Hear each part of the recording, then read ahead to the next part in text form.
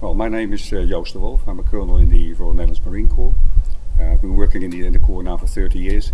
Have some experience in abroad, especially in France, Africa a little bit as well, and of course with our colleagues from England, the Royal Marines. You will be sent to Mali next week on Thursday. Could you explain what the conflict in Mali has been about so far and what the UN mission is going to do? Yeah, well, there was a conflict between the north, where the Tuareg people live, and the south, where other people live. And the people from the north wanted to be independent. This is not the first time that they've done that, and the rebellion is not the first time. This time they chose to liaise with militant Islamists, i.e. jihadists.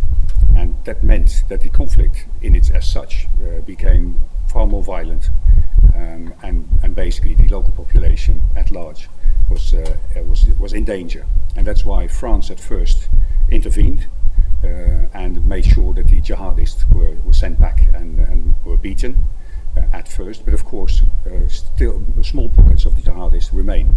And that's why the United Nations chose to intervene as well. You mentioned the Tuareg.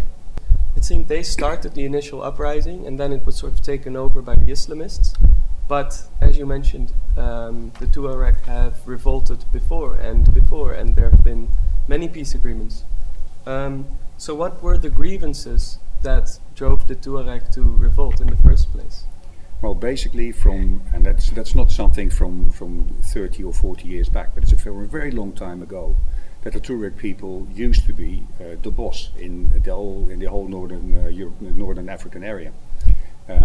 And therefore they wanted to remain independent, and they'd like to have their own state, which is called Azawad. The local government did not agree. That started off in 1960 when Mali became independent, but later on the rebellion came back and back and back and back. So basically there's a lot of grievances between the northern part of Mali and the southern part, which means that it's going to be difficult anyway to do reconciliation.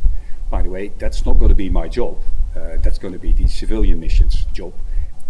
Is it not likely that the Tuareg population will violently resist the return of the Malinese Bamako-based government in their towns and villages? There's always that possibility, it's true.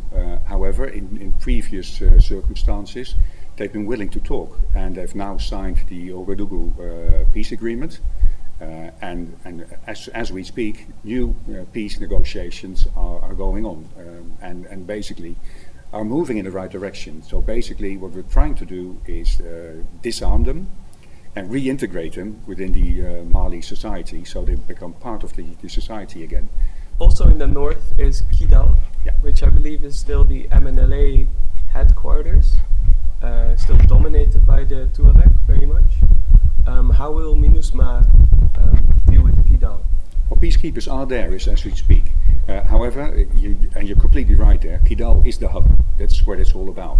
And it's basically because there's two routes going through Kidal. One going from the west to the east through Libya, and another one going from the north, that's Algeria, to the south in the direction of Niger. Those are big. Those are the big routes that are used for everything that's called commerce, and have been used for that for years and years and years. And they cross exactly in Kidal, so that's why it's important for the Tuareg people, but also for the Peul, the Songray, and other tribes that are living there. But we shouldn't forget that yes, there are a lot of Tuareg, but there's loads of other people there as well.